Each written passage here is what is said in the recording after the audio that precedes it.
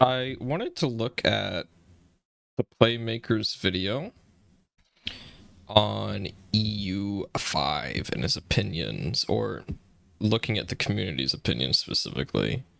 I have a little document here just with the questions that he had. He was talking about wrapping up campaigns in about 30 hours and kind of like what people are wanting to look at. Now, I have 2,500 hours, so not that many in the game, and I've done a couple of world conquests and some long ass achievements that are very annoying to do. I don't know if do campaigns take on average 30 hours for most people, because if I'm doing a world conquest, I would say probably about there. Or like AEIOU is quite an annoying one, but like most achievement runs I don't think take that long. Maybe 8 hours for like the Portugal Europe one, the blue one. Can't remember the name of that. And I don't know. I play the game for achievements personally. Most of the time. I mean, sometimes it'll be like a little. I haven't played like a role play EU4 campaign since like hour 300. I think of the game, which was like a Brandenburg to Prussia game.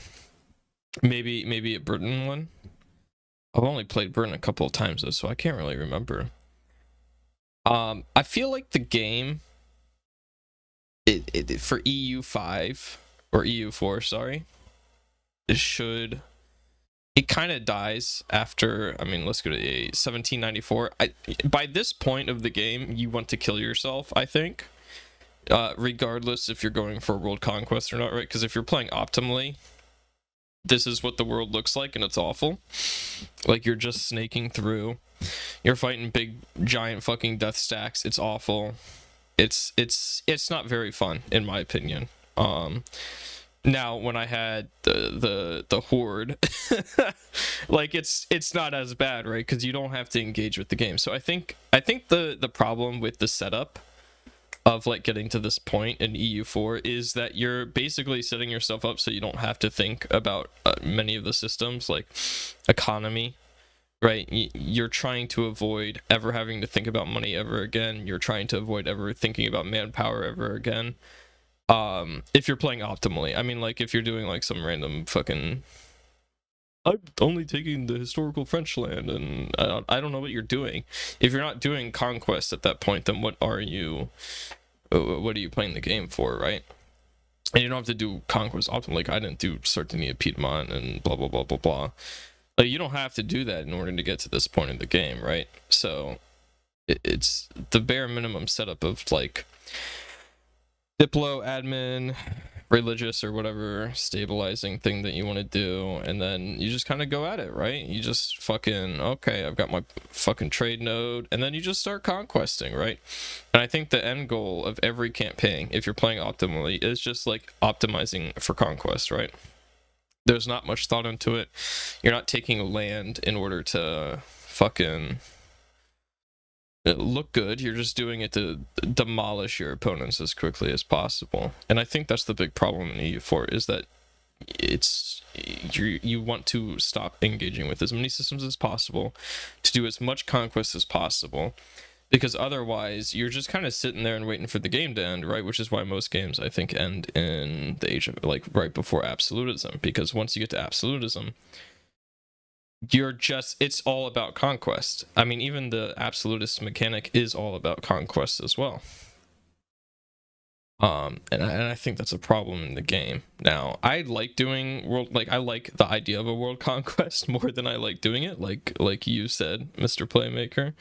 And I find it really rewarding when I get to the end of it, but I really am suicidal when I get to the end of a One Faith or World Conquest or whatever of those dumb achievements.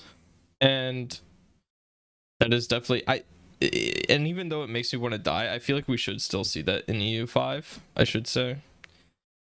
It should outliers like Ulm versus, this is another one, Ulm versus Castile. I think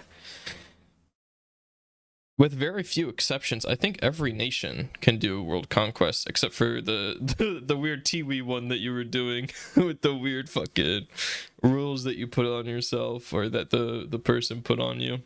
I think you can do a world conquest with anything, right? With all the tag switching that you can do and everything like that. And I think that should translate over to EU5. I think any nation, because it's a sandbox game at the end of the day, right?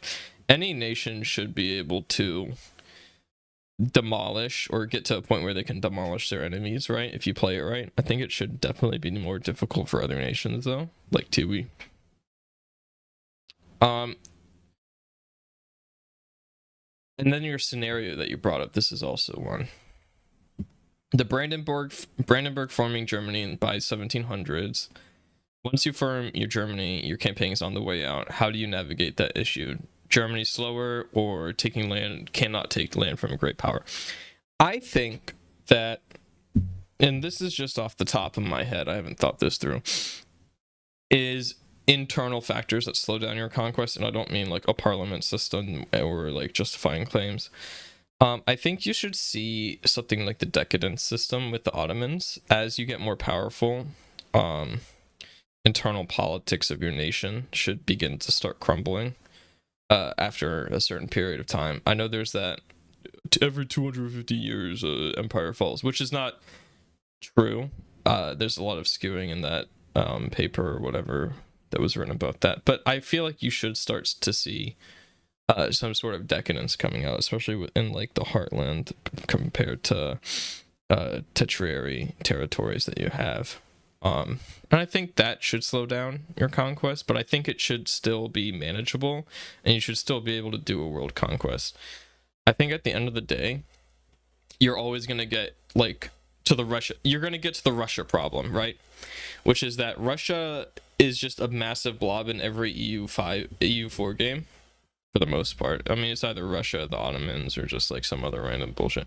And you just got to conquest all of this bullshit, and this is the worst part of like conquesting in this game, is like dealing with the blob of whatever blob nation, typically Russia. Ottomans is not as bad in my opinion because everything is very condensed down here, but like just sieging this out is fucking awful, man. It's so bad. And I don't know, because like you're still gonna get that scenario, right? You're still gonna get the giga empire that you're gonna have to siege down. And I don't know, this is all rambling. Point is, I feel like you shouldn't be able to form Germany by a certain, like before a certain time, because like it doesn't make sense either. Like you should have like some sort of nationalism going on in order to form Germany. There was no nationalism to form Germany before that time that it did form. Same with Italy, and it just doesn't really make it's a fun alt history type of thing, but I feel like, I don't know, maybe like a government mechanic, right, where you really have to work on like convincing people that this is what you want to do. Maybe like a federation at the beginning, not like the Holy Roman Empire, but like a different kind of federation, and then turning into more centralized government, and then getting a Germany that way. And it takes technologies, and you're locked behind tech, and also like that national sentiment, since they really want to go in on the pops. That's kind of what I'm thinking. Otherwise you're just gonna get slowed down by doing this war. I mean, this war will probably take like 10 years, which is like annoying, right? I don't know. And then imbalance, top end, average, or low end. I think that it should be balanced towards average. I know a lot of games like multiplayer FPS, Rainbow Six Siege I think is the biggest one, where it's like, oh, we need to balance it towards the top end and blah blah blah. I think for a grand strategy game, when you bounce towards the top end, you get stupid shit like Hoi 4 Black Ice. And like, there's one way, like there's the meta template, and there's one way to play it, and you got to do that if you want to play optimally. I think there should, for this game, they should really go into the sandbox of it for EU5. I think the sandbox feature would be really cool. Really cool. And World Conquest should be secondary. And they should, in order to do that, making World Conquest secondary, right? Because again, EU4 is super conquest orientated. They need to have systems and features that are not orientated towards conquest in the later ages, which I don't know if they do or not, because I can't see the future, nor can I see the what they've done past the first 100 years of the game.